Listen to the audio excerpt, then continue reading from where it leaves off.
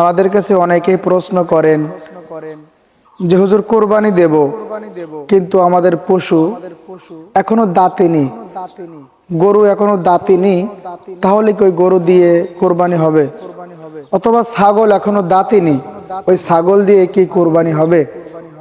আসলে ভাই আপনার প্রশ্নটা অনেক সুন্দর, এটা জানারও বিষয়, কিন্তু আপনাকে মনে রাখতে হবে, জানতে হবে, পশু কুরবানির জন্য বা আকিকারের জন্য দাতা শর্ত নয়, শর্ত হচ্ছে বয়সের। যদি আপনি ছাগল দিয়ে কুরবানি করেন অথবা আকিকা করেন, তাহলে আপনার সর্বনিম্ন একটা ছাগলের বয়স হতে হবে 1 বছর। 1 বছর যদি আপনার পশুর বয়স হয় ছাগলের, ওই ছাগলটা দাঁতুক চাই না দাঁতুক, আপনি ওই ছাগল দিয়ে আকিকা বা কোরবানি করতে পারবেন নিঃসন্দেহে, কোনো সমস্যা নাই।